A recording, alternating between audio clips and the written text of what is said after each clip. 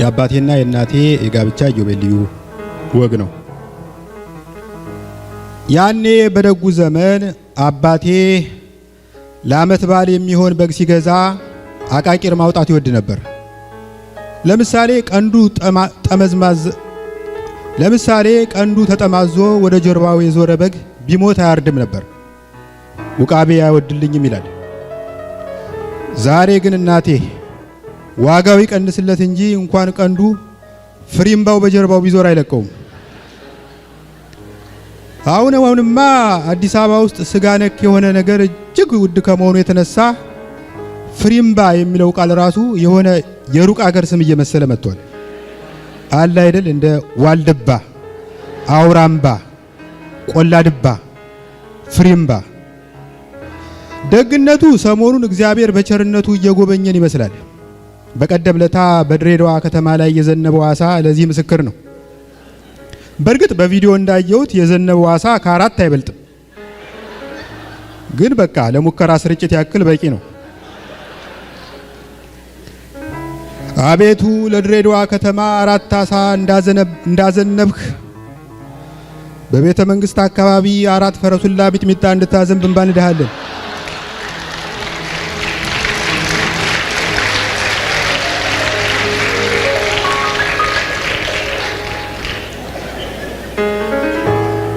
ልመጣ ስል አባቴና እናቴ በትዳር የቆዩበትን 40ኛ ዓመት በዓል አከበሩ።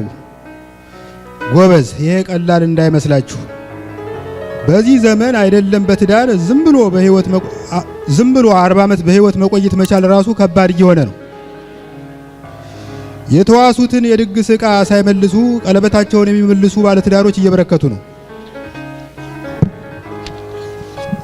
እንዲያውም አንዳንዴ ሳስበው እንደ ሰርግ ሁሉ ለፍቺ መደገስ ቢጀምር ቤታችን መብላት እናቆም ነበር።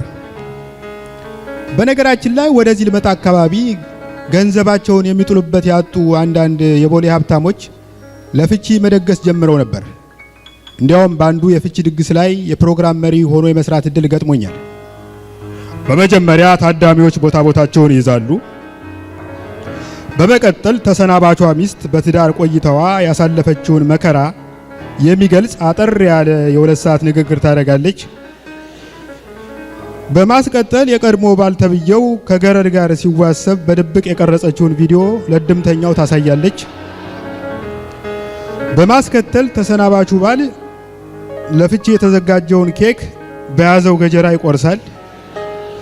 ከዚያ ለጥቆ ድምፃዊ አለማየሁ እሸቴ የቀድሞ ባል ለተሰናባቿ ሚስት የመረጠላትን ችግርሽ በኔ ያልፋል የተባለውን ዘፈን ይጫወታል። በመጨረሻ ተፋቾች በአድማ በታኝ መኪና ታጅበው ወደ ቤታቸው ይሄዳሉ። እንደኔ በዘመኑ ለፍቺ ዋና ምክንያት የሆነው የወንዶች አመንዝራነት ይመስለኛል።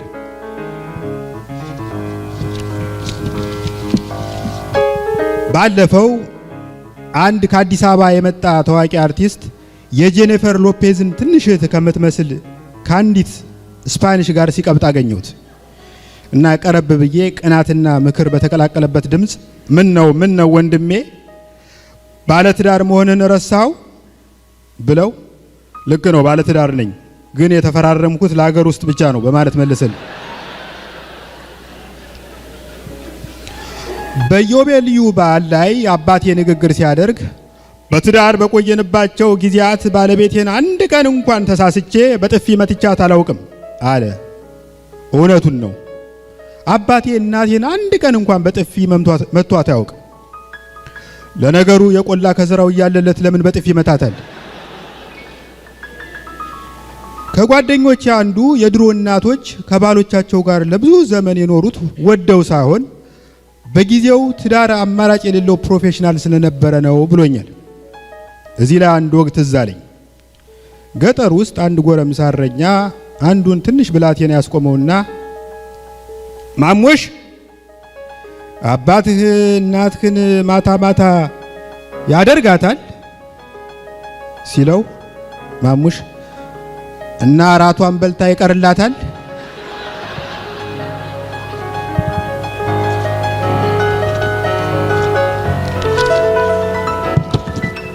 አባቴ በበዓሉ ላይ ባደረገው ንግግር በትዳራችን የመጀመሪያው ዓመታት በጣም ቀና ስለነበር በቀን ቢያንስ አንድ ጊዜ ከመንደር ጎረምሳ ጋር ሳልደባደብ ወደ ቤት ያልገባም ነበር ያለው እውነቱን ነው።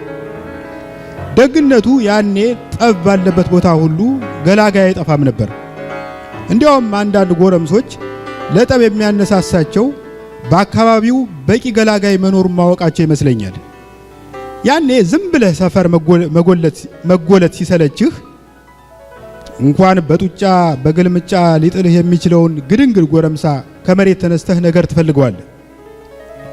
አገር አማን ነው ብሎ በቆመበት ቦታ ሄደህ የተሰቀለ ስዕል እንደሚያወርድ ሰው ተንጠራርተህ ታንቀዋለህ። ወዲያው የሰፈሩ ሰው በነቂስ ወጥቶ ተው ባክህ በመብርሃን ብለህ የዛሬ ማረው እያለ ይገላግላል። አንተም በገላጋዮች ሰፋፊ ጀርባ ተከልለህ ስማ ዛሬ በመብርሃን ስም ባልያዝ ኖሮ እጄ ላይ ጠፍተህ ነበር እያልክ ትደነፋለህ። በልብህ ግን ዛሬ መብርሃን በገላጋዮች አድራ ባትታደገኝ ኖሮ በዚህ ሰውዬ እጅ ላይ አልበረከትም ነበር ትላለህ። ዛሬ ወንድሜ አዲስ አበባ ውስጥ አትደባደብ እንጂ ከተደባደብህ ከሞት በቀር የሚገላግል የለም። ገና መከታከት ሲጀምር አላፊ አግዳሚው የሚቸኩልበትን መንገድ ትቶ ከበብ ያደርግህና ፈንድሻውን እየቃመ እንደ ሲኒማ ይመለከታል። ባለፈው ሲፈርድብኝ ከአንዱ የሰፈራችን የታክሲ አስከባሪ ጋር ተጣላሁ። ተራ አስከባሪው በትርፍ ጊዜው የየካ ክፍለ ከተማን ወክሎ ቦክስ እንደሚወዳደር የተረዳሁት ሆስፒታል ውስጥ ከኮማዬ ከነቃሁ በኋላ ነው።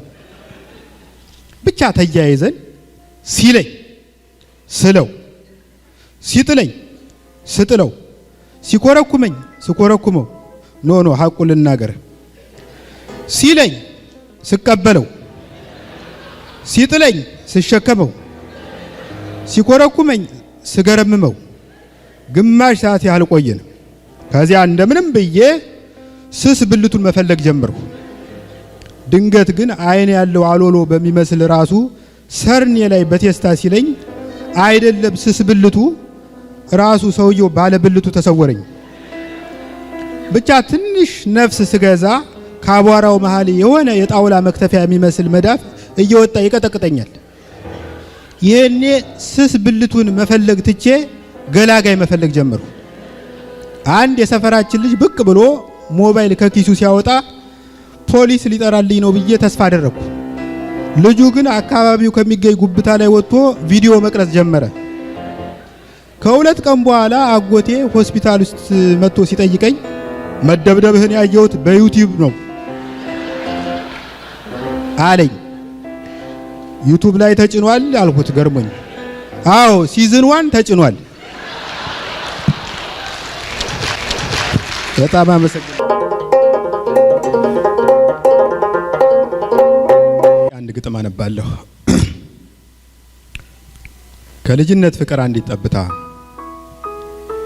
በሰላላው መንገድ የትየለሌ እግር እንደ ሊጥ ባቦካው ጻዳ ጣትሽን ጉድፍ እንዳይነካው ማጡን እየዘለልሽ ዳጥዳጡን እያለብሽ ጤዛ የወረረው ዛፍ እየተደገፍሽ ትንሽ ስትመጪ ብዙ ስታዘግሚ ሁለቴ ተራምደሽ አስሬ ስትቆሚ የተላከ ሕፃን አስቆመሽ ስስሚ እኔ ስናፍቅሽ እኔ ስጠብቅሽ እንደ ጉድ ተውቤ ላማልልሽ ጥሬ በጆንትራ ዘይቤ ጠጉሬን አበጥሬ ጅማት እያጠበቅኩ ጅማት እያላለሁ የገዛ ከንፈሬን ቀርጥፌ እየበላሁ ስጠብቅሽ በጣም ምስልሽ ነው እንጂ አካልሽ አልመጣም። በዓይኖቼ ስፈልግ መስኮት ከፍትና ሌላ ነው የሚያልፈው በሰፊው ጎዳና ያው ገጣ ባህያ ያቻት ድኩም በቅሎ በግ እየጎተተ አለፈ ቆለኛ ቅርጫት ያጎበጣት ሚስቱን አስከትሎ ያውና ድሃ አደግ መንገድ ዳር የተኛ የተጎነጎነ የሳር አምባር መስሎ በዓይኖቼ ሳማትር መስኮት ከፍትና ሌላ ነው የሚያልፈው በሰፊው ጎዳና ሁሉም ተለውጦ ያገጣ ባህያ ጸጉር አቆጥቁጦ ያቺ ድኩም በቅሎ ሰጋር ፈረስ ቀድማ ቆለኛው ሰውዬ ሙክት በጉን ሽጦ ለሚስቱ ነጭ ሻሽ ለሱ ሸራ ጫማ በትርፉ ሸምቶ ሁሉም ከሄደበት ቀንቶት ተመልሶ ሁሉም ከድቀቱ በወግ ተፈውሶ እኔ ብቻ ቀረሁ መንገድሽ ረዝሞ በሐሳብ እያሳጠርሁ አንቺን እየናፈኩ አንቺን እየጠበቅኩ ጅማት እያላለሁ ጅማት እያጠበቅኩ